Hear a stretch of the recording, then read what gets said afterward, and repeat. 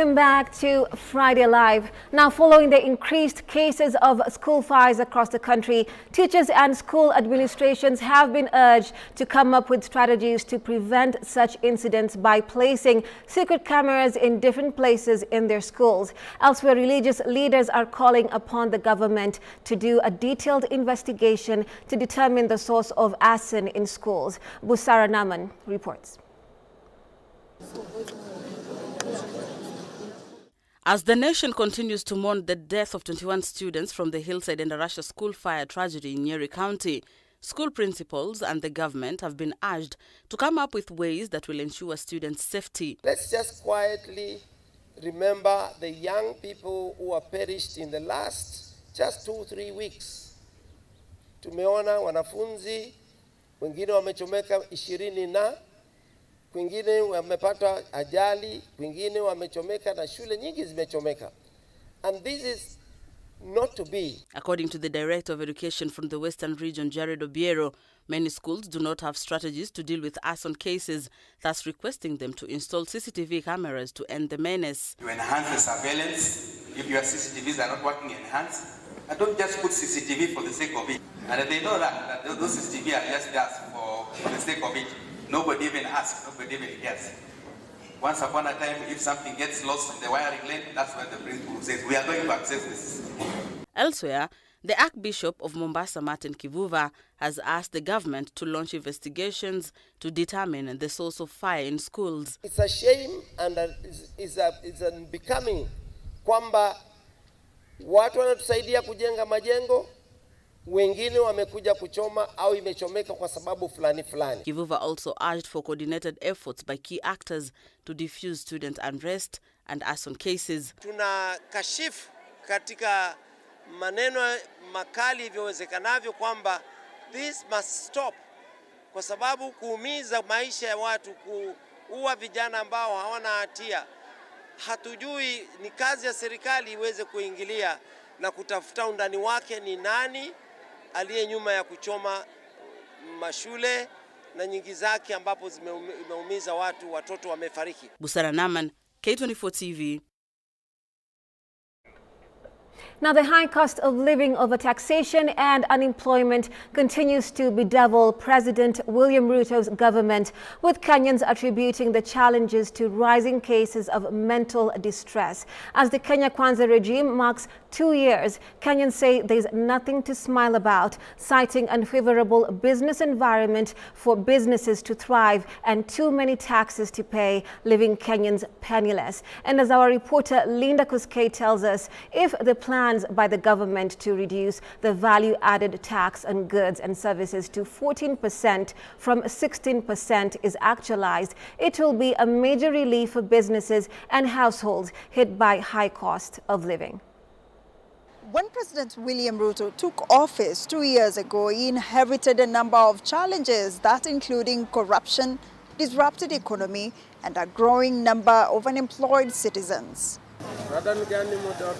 2 years down the line, and most Kenyans are still grappling with high cost of living, citing unfavorable business conditions coupled with inflation as their biggest concern. Of course, the cost of doing business definitely has gone up in terms of licenses, permits, and obviously, generally, the economy is way more expensive. Yeah. Jaona kitu yote yenye imefanyika sana. Na pia tukiangalia upande wa barabara, barabara zimeharibika sana. Isipokuwa few roads zenye zimefanyiwa renovations, mingi major of the roads zenye tunatumia zimeharibika sana na hakuna mpya zenye zinajengwa. The manifesto that President William Ruto presented during his campaign was described by Kenyans as appealing and thought through, coherent on issues that are at heart of Kenyans, such as healthcare, education, sanitation, food manufacturing, and job creation. According to Ruth Kinyanjui, a financial risk, operations and technology expert at Ascension Investment Limited, the government laid out an ambitious manifesto that has so far proven to be unattainable. And he said that the 16 million who are in MSMEs, he's going to ensure that he support them through one, the beefing up of agriculture, ensuring that even the lowest person who is doing subsistence agriculture, they are going to be supported to ensure that agriculture is coming back to thriving or to being the backbone of this economy. Did you know what we saw? We saw the wrong fertilizer and the sand that was offered as fertilizer. Ruth further highlighted the government's appetite for loans. President Ruto's administration is still on borrowing binge, despite having pinned its campaigns on the Jubilee administration's high affinity for loans. We are seeing right now, beside the overtaxing, government is competing with the same MSME market in domestic borrowing. Actually, the common MSMEs do not know where to borrow, yet these are the people that are supposed to spur the economic growth. So has has a manifesto really been approved, or has it passed the test of time? We can say yes, MSMEs are still suffering. 2 years into power, unemployment still remains a challenge for many Kenyans, despite the Kenya Kwanza government vowing to create jobs for the youth. Before he was elected into power, I was still not employed. I'm still not employed at the moment, still looking for a job. In fact, what I can say, since he got into power, we have gotten more problems than there were. It's being lost on a day-to-day basis, yeah. I think you have to give credit to the likes of Morara, who are speaking, you know, people like Kasmuel who are speaking as well.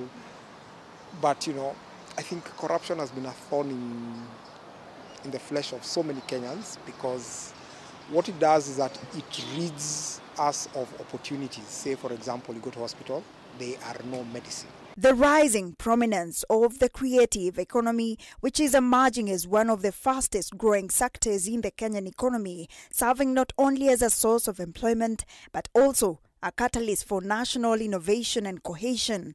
Munyao Francis, well known for his stage name MC Atriki, said a lot has to be done to revitalize the sector. I think every creative is just trying to make ends meet by themselves. It's just like the normal hustling that we've been having. Nothing much has changed in terms of capacitating the creative economy and all that. All I can say, and this one is the truth, is that there is more PR than reality. However, Kenyans are still optimistic that the government can still turn around the economy within the remaining 3 years. Linda Koskei, K24 TV. Right, so we are taking a short break right here on Friday Live. And of course, we'll be having a very interesting conversation with two creatives. They're spoken word artists and, of course, human rights defenders. We have Willie Oyeba and Brian Silvers. This will be a very interesting conversation on how they put truth to power. Right, do stay with us. We'll be back with more of this conversation.